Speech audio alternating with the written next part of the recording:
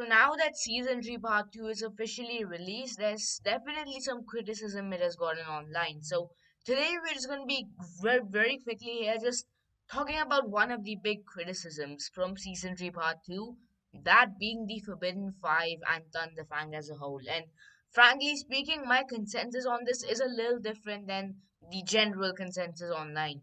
I personally think season 3 part 2 actually did some things well. Now, let me make myself clear here. I'm by no means defending Thunderfang nor the Forbidden Five. I think there's a lot more they could have done in the entirety of season 3, but due to some stuff like Lego's interference and obviously they're just not being, in my opinion, a place in the story for them, they just were definitely underwhelming, and I completely understand that. However, I wanted to talk about something a lot of people aren't talking about, and that is the fact that I actually liked how the Forbidden Five were used in this season. I really liked how they had these spectral forms and they were collecting these souls. I personally like that a lot.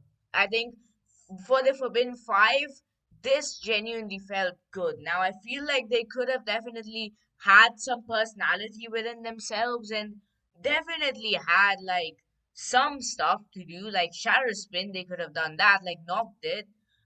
And I really like the Noct fight scene with Cole as well. That was really impressive. But then I did not hate how the Forbidden Five were used here. I think to me personally, it felt good at least having them here.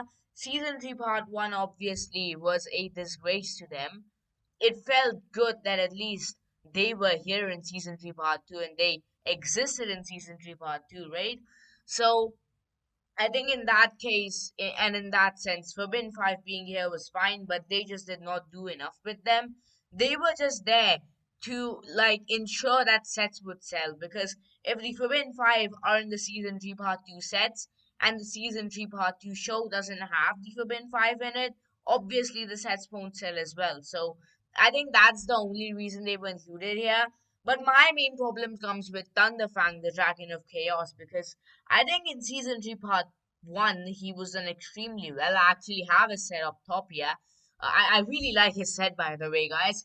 But then he was done really well in season 3 part 1 in my opinion. They did him well.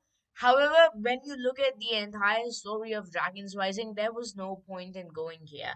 I doubt Thunderfang will ever return, and I doubt he was ever supposed to be an important part of the story. Obviously, the Forbidden Five are important parts of Dragon's Rising because they link to the wildness, which links to Lord Raz. However, Thunderfang is a weird thing where he doesn't really relate to the main story. I mean, he does relate to Source Dragons and stuff. However, I feel like, personally, Thunderfang wasn't really supposed to be included in the show. If I'm being honest, I think Thunderfang, and this has been confirmed as well, I think, Thunderfang wasn't supposed to be like a real thing. He was just added in by Lego just because they were making a set on it. And for what it was, I think season 3 part 1 did him well. Season 3 part 1, he had aura. He lost in a right way, and I think what he had in season 3 part 1 was great. However, you come to season 3 part 2 and he has like 4 minutes of screen time, it makes you think, why is this guy even the villain? Because the ninjas don't realize it's Thunderfang until like episode 15. So I genuinely don't know why he's a villain in the slightest. He doesn't move from one place. He stays there. He stays there the entire time. He literally just gains power and then fights, then dies. So he was clearly just included here for marketing purposes. If I'm being honest with you, there's no reason for Thunderfang to be here at all. I hated how they did him in season 3 part 2. The way they did Thunderfang, and in fact the way they did Arc Dragon of Focus as well, just felt so cheap. Especially for Thunderfang, where he was building up to becoming this all powerful thing and then he just gains some armor and dies. Yeah, no, I was personally speaking, the most disappointing part of season 3 part 2 and the worst part in my opinion was Thunderfang as a whole.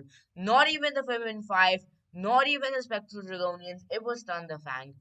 Yeah, no, thanks for watching guys. Thanks for watching me up here for some time. I appreciate it. Bye.